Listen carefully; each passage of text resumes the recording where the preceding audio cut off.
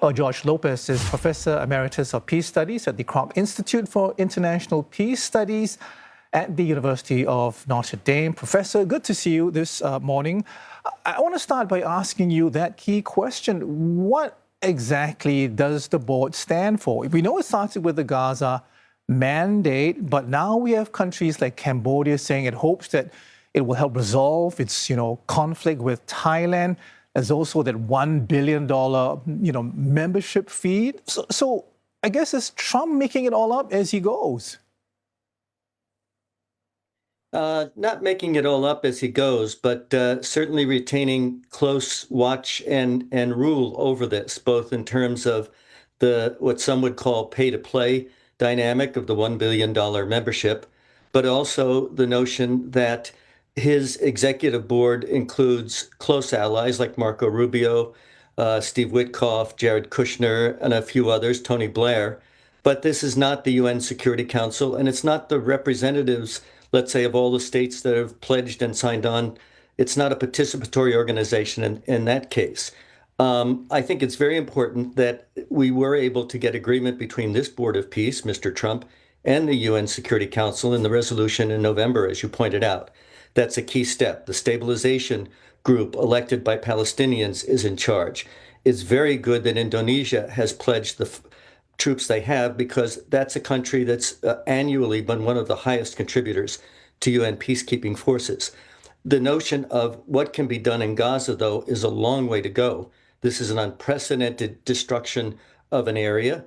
This is an area that UN experts and others have said may need as much as $70 billion worth of reconstruction, and $5 billion is hardly going to go that way. So too, how you supervise the demilitarization, the demobilization of Hamas is a unique task, because so many of these folks that are fighters are still in hiding, and we don't know the scope of all of their weapons. It's very different than the dismantling that the UN and others helped with in Colombia, for example, within the past few years. So one wants to be optimistic, but Mr. Trump is already, as Mr. Trump does, stating in grandiose terms without a structure or without a real possibility of determining how one would do this particular conflict, what might be done in others that he pledges to, or as you said, in the case of Cambodia, people would like him to engage in. Just looking at the list of the member states so far, only a minority of invited states have signed up, Professor, and notably lacks many major Western allies. And without broad participation from major powers, just how enforceable or influential can the board's decisions realistically be? Again, if we narrowly define this as the UN Security Council resolution did to dealing with Gaza, there may be some good possibilities, because as you see on that list, the majority of states are from the region. And many of them are ones that have supported the existence of a Palestinian state in the future.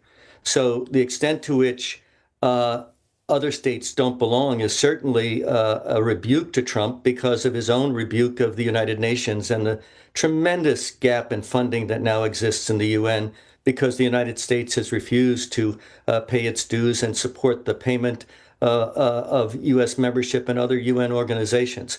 So it's very teetering on the edge of any of its grandiose plans. But we have to root for this to actually take hold in Gaza if we care about the future of the Palestinian people, it seems to me.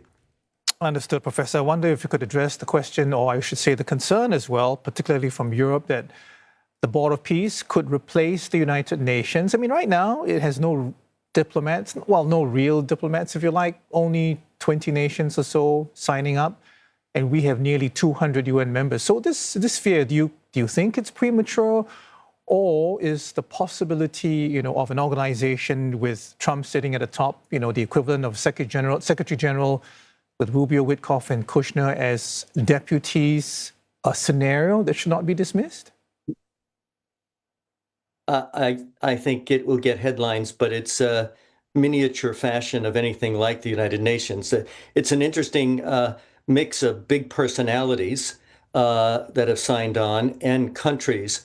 But the United Nations, as you say, is not only the global community writ large, but it also is a set of rules that all must be heard under all conditions. I mean, it's no secret that the UN on Wednesday met separately in the Security Council, unfortunately without the United States occupying its seat, where the Palestinian representative presented the needs of not only the community in Gaza, but called on the UN Security Council to condemn Israeli incursions into the West Bank, which is, if you will, the flip side of the destruction of the Palestinian claims to land in the area and of the rights of the Palestinian people. The UN Security Council is the locus of concern since the 1940s for what happens in that region and to the Palestinians. At its best, this Board of Peace can try to do a fulfillment of its mandate in that region and worry less about what happens in other places. Professor, it will largely depend on what comes out of this first meeting today. But we're looking at the next 6 months. What will influence whether more countries decide to join? I think the success on the ground in Palestine, the persuasion of Mr. Trump that you can grow closer to me and to the United States if you pledge to sign on. But it will be a modest contribution, certainly financially, from other states, and relatively few in addition to these 20 to 26, depending on what numbers you believe are part of this. I believe it's always useful for a president to commit to be intensely involved in a peace process. But this isn't even a group of eminent leaders and eminent persons that might take this on. It's very narrowly focused on U.S. leadership. And the rules of the game are that Mr. Trump decides what happens with the pledges and what happens in terms of approval of major activities. Professor, we do know that the European Commission and Italy as well sending their representatives. So I'm wondering, what the idea here? I mean, are they hedging their bets, for example, or do they feel it's important that they be a voice at the table? We don't know if they'll get a voice at the table. They'll be listed as observer status. Observer status is a frequent use of a country's privilege in these kinds of international meetings. And, let us remember that we even had a disinvitation by the United States president to the nation of Canada and its prime minister. So this is going to be very come and go and kind of loose around the edges when you see who's looking at it and who's not. I personally thought the rebuke of the Vatican earlier on Wednesday of no, we don't want to attend, and no, we're not endorsing this, because of what you yourself mentioned earlier. There is a global organization that represents all nations and all peoples and has done a fairly good job of that through thick and thin over the last 60 years. All right, Professor, we leave it there. Let's see what happens at the meeting later today. We were speaking with George Lopez, who's Professor Emeritus of Peace Studies at the Kroc Institute for International Peace Studies at the University of Notre Dame.